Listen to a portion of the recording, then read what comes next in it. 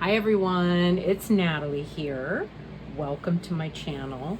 I have been long wanting to get my series started about the Siddhartha Tarot, published last year by Lo Scarabeo, Tuck Box. It's a really inexpensive, really beautiful, incredibly well done Buddhist tarot that really definitely resonates with the Vajrayana tradition. But I feel like it could be just a little bit inscrutable to a non-esoteric Buddhist practitioner, or to someone who likes Eastern religion in theory but is not necessarily a practitioner of it, or who likes Buddhism but is not a Buddhist or a practicing Buddhist, or just anyone who is not following exactly where Bruno Letitzia is coming from with this deck. And what I found over the last couple of months of working with it rather closely is that actually it is a really accessible deck if you know your Rider-Waite Smith. Okay, so I have an RWS available right here with us. We're going to do just a basic overview. Here are the main things you can know right away that will help you understand how to work with and use this deck, because the truth of the matter is they are very, very close, and you'll learn an incredible amount of things about Buddhism just by engaging it. Okay, so you're gonna love this. I hope you're gonna love this. I love this. So the first thing to know is that with most Buddhist tarots, whether you're working with the Siddhartha Tarot or whether you're working with the Buddha Tarot by Robert M. Place, you need to know the mandala and the way that the mandala is used in Buddhism. Okay, so let me just explain this. Here's a real quick, easy primer or primer, depending on who you are and how you view that concept. Just zooming in a little here. All right, here's what we want to know. Okay, this tells us how your four suits are going to be organized. Okay, majors will almost always end up being this. This would be the Buddha family, right? It's symbolized by the color white, and it represents the element of space, right? Which is the one element that in the Western system tends not to be particularly emphasized or paid much attention to. But it holds, that space. It's got the little dot.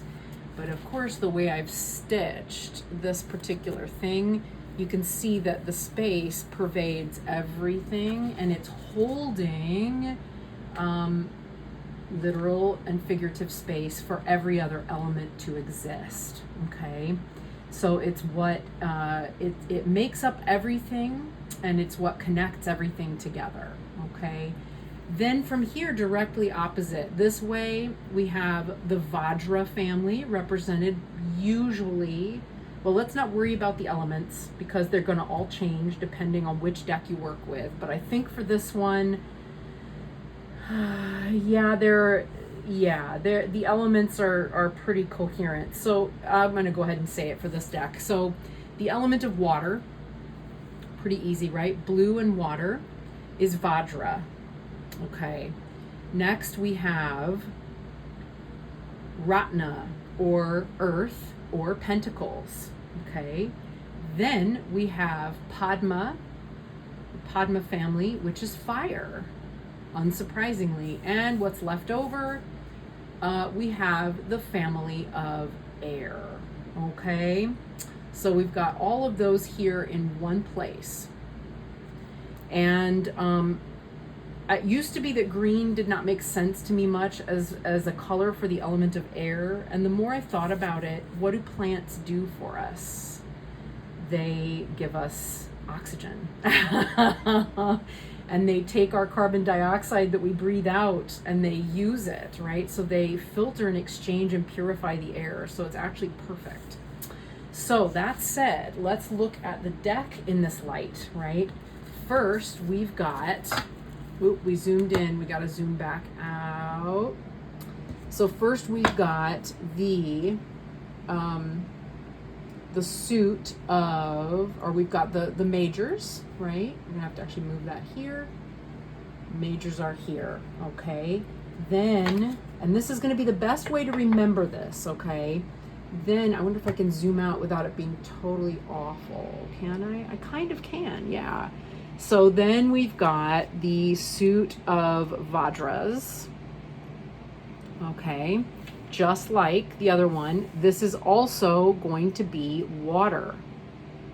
Even though it says wands, let's just go with this system to begin with, and then we can go from there. My desk is a mess, forgive me.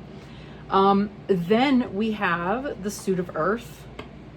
And what is earth? Earth is Pentacles, Ratna. So Vajra, water, Ratna, earth. Okay, and I may actually need to go upward on the table to get Padma in here. I think I will. Then we've got the suit of Padma, or fire, fire element. And finally, we have swords or air, okay? That is the main thing you want to know, all right? That's how that functions in Buddhist religion. So yes, we've got some weird reversal here in terms of the tarot system. Wands for Vajra, okay, and cups for lotuses, because we normally associate lotuses with cups or water. I think this was an unfortunate oversight by the creator. I think this could have been made super simple and it would have been very apparent and obvious had Bruno Letitzia just stayed away from the need to use traditional suits and their associations. I think it would have been okay. But we're not going to worry about that, and I'll show you why in a moment. Okay, now I'm going to go ahead and collect all of our suits and put them off to one side. Okay. So we are going to get some interesting things here. Let's go ahead and zoom right back in. There we go. So here is, we can actually go closer. Here are our majors, all right? Anything that you generally associate with the majors is going to be true here, even if it's not what you're seeing, okay?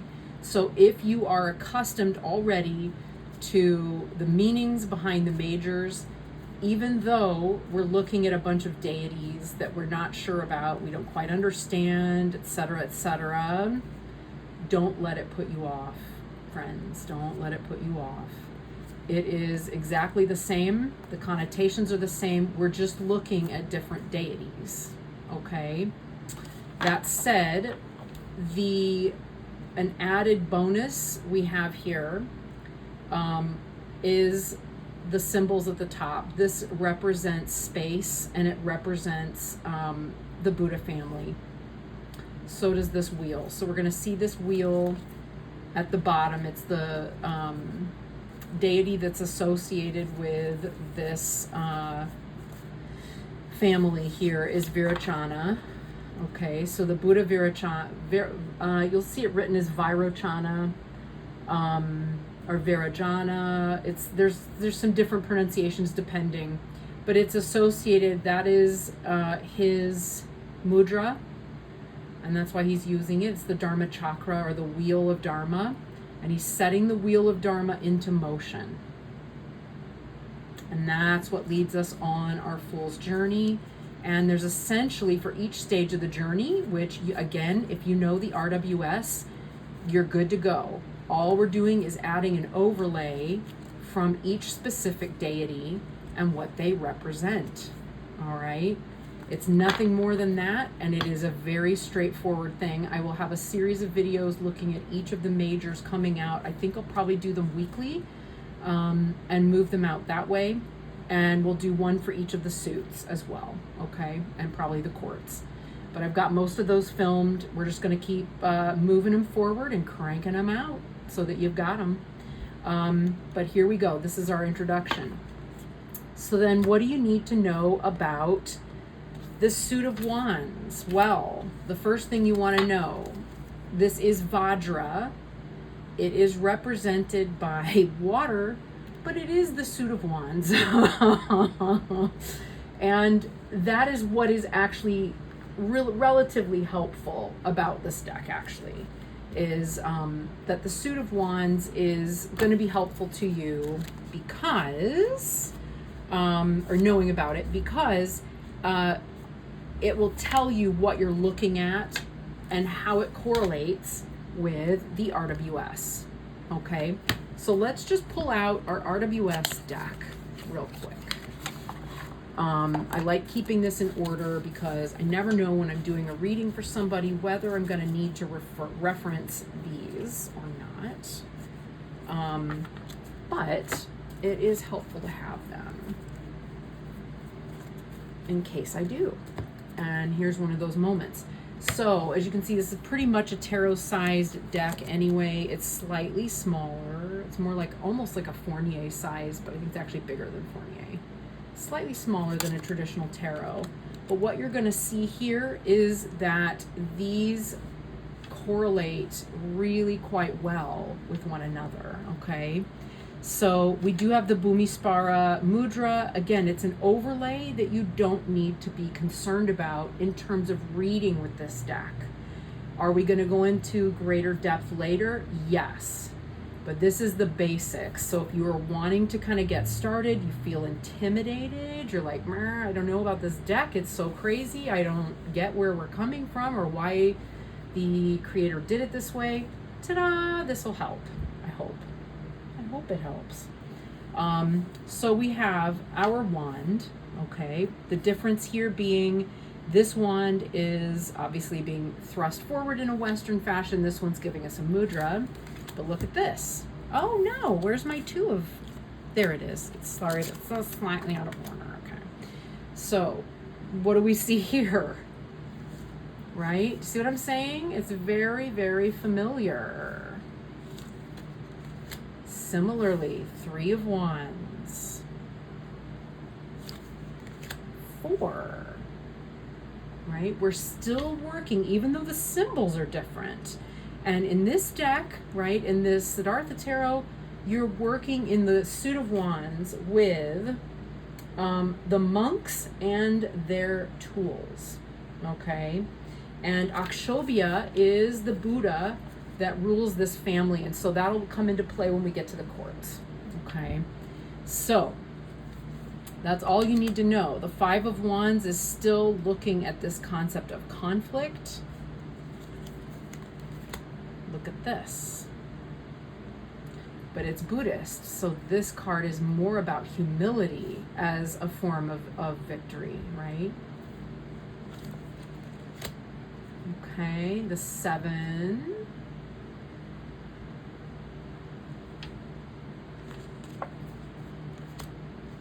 And 8 of Wands, right? We're still sending energy through sound across space and time in order to accomplish something quickly. Again, we're dealing with the magical concepts and the way those tools are used to represent the same idea, okay?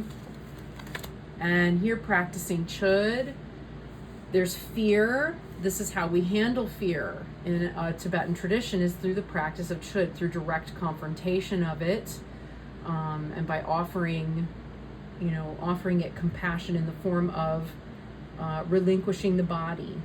I'm offering to feed you my body, and fear, I personify you as a demon, I feed you my body, and in doing that, it's pacified in its ground, right? Here, we're just dealing with the raw fear and the trepidation, but without a tool that we can use to address it. In this suit, we have a tool with which we can address it.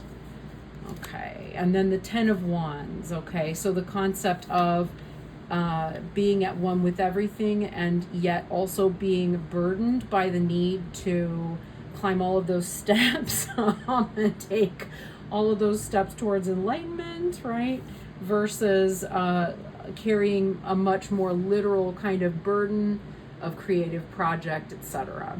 Okay, this would be more like the spiritual practice. In fact, let's read that real quick. That 10, it's the stupa, right? It's the responsibility, the extra work, offering, yeah. Then we're getting our page, all right, which represented by a deity. This is our main deity. Our main deity is Akshobhya, the primordial Buddha of the Vajra family, as the knight riding his elephant. Okay. Then we get the Queen of Wands. Here, this is his consort, right? And then the Buddha himself. Yeah. And I totally forgot the name of our consort here. Oh, yeah, Lokana, the Buddha Lokana. So she is a female Buddha in this family. Okay. Representing the same thing. So very similar to what we're accustomed to elementally, right? It's just the Tibetan system combining, look what I did, combining and mixing with the Western, okay? And at voila, we get a tarot. Next, we've got the Pentacles. So I'm gonna have to pull those, let's see, from the back of my RWS deck. Slightly different concept coming into play here with the Ace of Pentacles in both decks. So this would be a totally different mudra. We're still dealing with earth. This is the generosity or the giving offering mudra here in this suit. Where is it? Here in the deck, in the book. It is the Ratna family, and in this deck, it is, Earth is going to be the great master. So it is the embodiment in this plane, on the earthly plane, of the different Buddhist masters, but we're still dealing with the same concepts as the suit of Pentacles. Okay, this is going to make more sense in a moment. Okay, Two of Pentacles. I believe this is Tsongkhapa and finding balance. Okay, we're still collaborating here. There's still a collaboration, but there's also supplication. All right, we're dealing with the Four of Pentacles, still a similar concept. 5, very similar still, but as you can see, you know, this is actually offering us the refuge answer to this, right? So this is, I believe it's Ayukandro. Yeah, it is. It's Ayukandro. So she lived a life of poverty, and she lived a life of as a kind of an impoverished yogini, right? Which was very normal for a practitioner in Tibet at that time. Not even that long ago, actually. Within my lifetime, there are people who still remember having met her. She lived to the age of 115. So Ayu means old Dakini or aged Dakini. But she lived a very long life. And she represents a great amount of non-attachment to fear, of poverty, of all of the concepts represented in this card. She is saying, let go, relinquish your attachment to those things, and you will not experience the suffering found here. Easy to say, not easy to do, right? Okay, 6 of Pentacles, which is like Johnny Depp, Padma Sambhava here, but a much better, I think, depiction of this card. He is offering, right? He is offering all of his teachings, his wisdom, his knowledge as a means of overcoming earthly suffering and pain. Generosity is the quality also behind the Ratna family. Okay, Seven of Pentacles. This is representing like spiritual growth as opposed to just physical growth, or like worldly growth. Eight of Pentacles would be attainment, or spiritual attainment through that level of hard work, but you can immediately see those correlations, right? And he's drawn them and put them in the deck so that they are accessible to us. Then we have the Nine of Pentacles, and I believe that is a monk or a Buddha under a tree. Let's double check that one. Oh, that one is Khandra Rinpoche. Yeah. And she is a nun, so this would be, so it's a woman. We're also dealing with a woman. Yeah, knowledge related to nature, brilliance, and financial independence. All monastics are financially independent, which is interesting then. They're manifesting what they need as monastics through their practice. Because people are generous naturally in this culture, not like in the West, not the same. Then we get the Ten of Pentacles, and we have here the Dalai Lama. So this is sort of the most profound generosity of both giving and taking.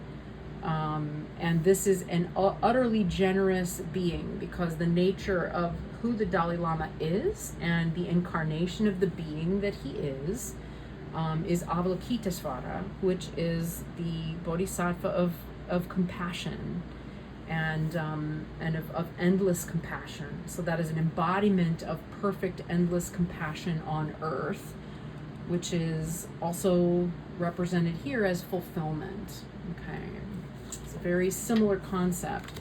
Then we have our page.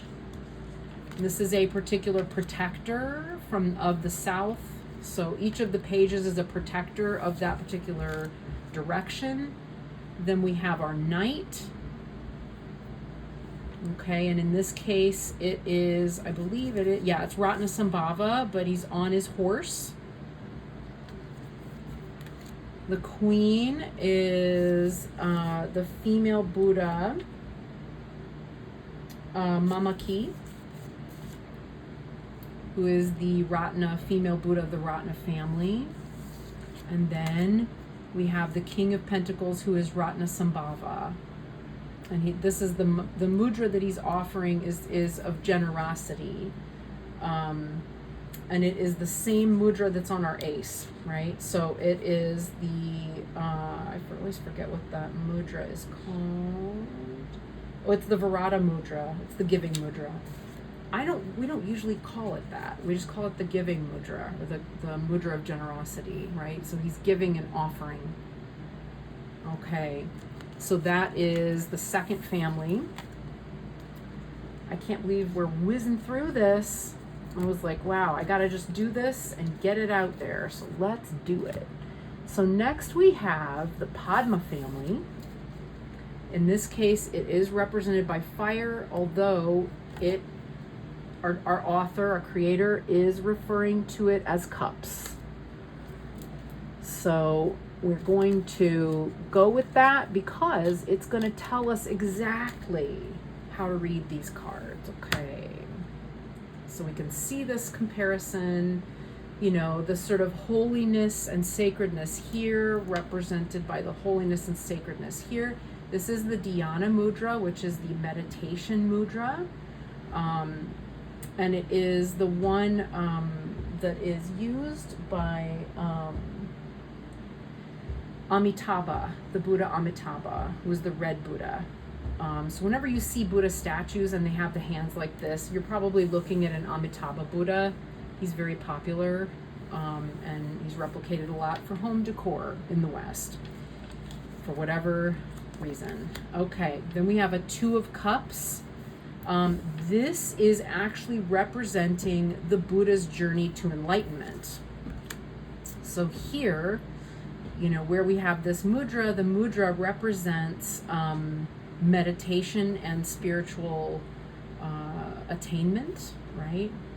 And That's the journey we're going on. So the Two of Cups starts with Siddhartha's choice to meet a teacher. I believe that's where we're starting. Let me just double check that because I don't want to tell you the wrong thing. Yeah, we're meeting the guru. So we're meeting our guru and we're cutting our hair to become a monastic. So we're finding that Two of Cups, that perfect way to begin the journey towards enlightenment, right? And we still need 2 people either way. Now, 3 people here, this one I find fascinating. This one has come out a lot of different ways. So, of course, here we've got 3 people celebrating with joy. This does not look like celebration, does it? Here we've got death, sickness, and old age. And the Buddha's witnessing it from the background. Now, how on earth is that supposed to be the Three of Cups and joy? This is not in the book. This is Natalie. This is purely Natalie. This is the connection back to this idea that everyone in their lives will experience at some point death or witness death, illness, and old age, right? And by recognizing that our suffering is not isolated, we're not isolated by it. Everyone experiences it. Everyone experiences suffering. Everyone experiences suffering specifically as a result of these 3 factors. We all get sick. We're of a nature to get sick. We're of a nature to get old. And we are of a nature to die. And by recognizing that that is the thing, we have the ability or the power to feel a certain type of joy and interconnectedness in knowing that we are not alone in that, okay? Which I think is something, it's a very brave choice on the part of our author, because I think it's something that most Westerners are going to struggle with, hugely, because without an experience of that in some form that anchors you, that's kind of not an easy concept to come about. But it's an important one to elucidate upon because it will help you read with this deck, right? How does it connect to this? Well, that's how. Okay. Then we have a Four of Cups. All right. We're being offered another thing. The Buddha is refusing anything additional. As you can see, he's a little emaciated. He's not eating or sleeping.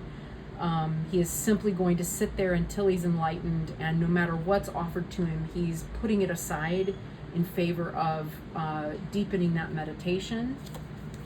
Then he gets up out from under the tree, and he's super stiff and like really sore and like, whoa, this really is a lot. And what he's doing there is he is, it's the end of his asceticism. So he's no longer being an ascetic. He's moving on. He's changing direction.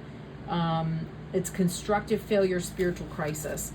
It's beautiful to become awakened, right? It's a beautiful experience to awaken to something.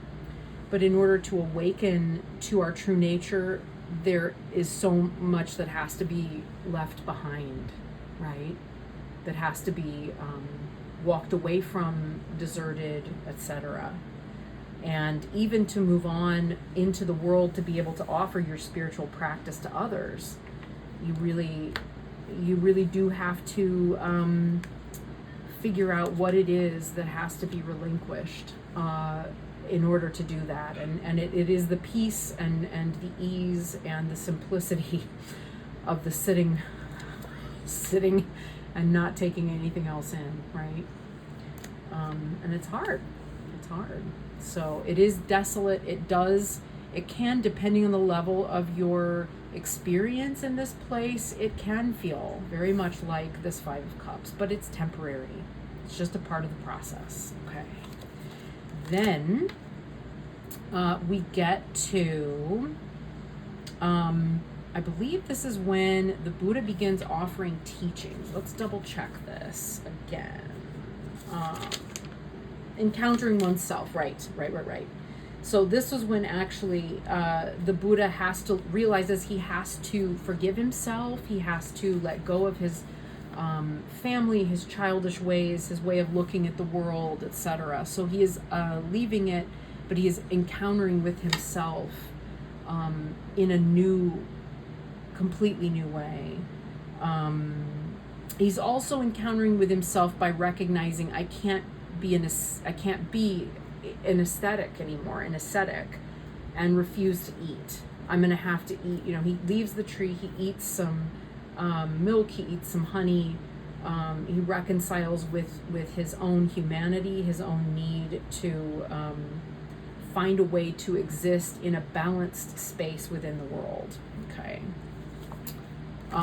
Then we have the Seven of Cups. And I believe some of this is out of order for the Buddha's journey. Yeah, it is. Yeah. I mean, these all kind of take place in their own way, and then they put things slightly out of order within the deck, but it doesn't matter. The meaning here is the same. It's just about having to make choices, recognize what those choices are, what the implications are, and in the Buddhist tradition, it's about choosing the middle path. Self-explanatory, right? Totally self-explanatory. Here you're moving on. In this one, you're abandoning old ways. You're abandoning ways of looking at things previously in favor of finding something new. Right? The Nine of Cups, there is satisfaction. It's interesting because we've got this water here, we've got water here. This Naga is offering in some way the same thing as this. The Naga is protecting the Buddha as he meditates from all of the elements. And is also doing so, right? Nagas can be very threatening. But the Naga is doing this because the Buddha has become worthy of earning that Naga's protection. Okay, so there's worth, there's having earned something, having gained something, and being satisfied with that. And finally, the 10, here's the earth-touching mudra. Again, we're not in order, but this is the Shakyamuni or Siddhartha Buddha touching the earth. Okay, and having earth witness, which is the moment of his enlightenment. Yeah. And again, these are in the Buddha's life, these are out of order, hence the need to check them fairly frequently, but they're also still representing the same things, right? We're getting that echo in the way that that Letitzia drew them. He's giving us clues that help us come back so we know where we are and we know how to read these cards. Yeah, and then we have a protector. All right, we've got a protector here in the form of the page who delivers messages. Then we have the knight, which is going to be Amitabha on his peacock, still going directionally the same way. We have, why did they keep going out of my mind? What's her name? Friend, what is your name again? It's Pandara Vasini. Pandara Vasini is our female Buddha, or Queen of Cups. And then we have Amitabha Buddha here. Yeah, Amitabha Buddha. Okay, and finally, the Suit of Swords. Suit of Swords. Here we go. Suit of Swords. Boop. And Suit of Swords. Yeah. Okay, so this one is a little bit more out there. It's I think the harder suit for me in the whole deck to read with at the moment, although it has gotten easier and easier the more I've gone with it. It's still not hard. When you know what you're looking at from the Rider-Waite-Smith, you are going to be good to go. Thumbs up. All right, so what do we have here? We've got air. We have the symbol of, it's the double Vajra, the double Vajra. I don't have mine out to show you, or I would show you that. And yeah, this would be the fear conquering mudra here. What do we call that fear conquering mudra? I would just call them those.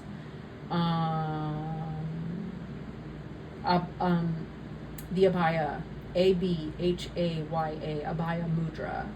It's the fearlessness mudra. Clarity of mind, steps forward, breakthrough.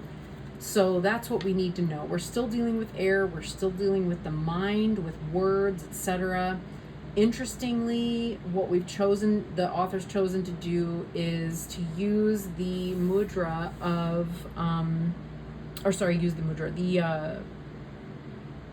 the Cham dance, or CHAM, Cham dance, which is mostly done in,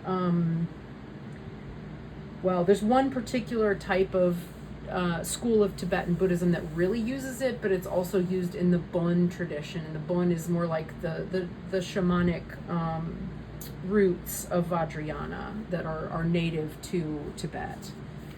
So the Two of Swords, you can see, right? We're still in the same territory without knowing anything else. Three of Swords, similarly, this would be, let's double check that I'm correct about this. Yeah, under the rain, grief, brokenness, grieving, emotional distress. So this would be a way, this is a dance, this is a way of moving that copes with that mental distress and mental grief. Okay, mental, emotional, psycho-emotional. Then we've got the Four of Swords, and this is a sky burial. It's not a dance. It's actually not a dance, but it is highly ritualized. And in sky burial, you have specific people that come and handle the body of the deceased person. Usually they're chudpas. They're people that practice chud.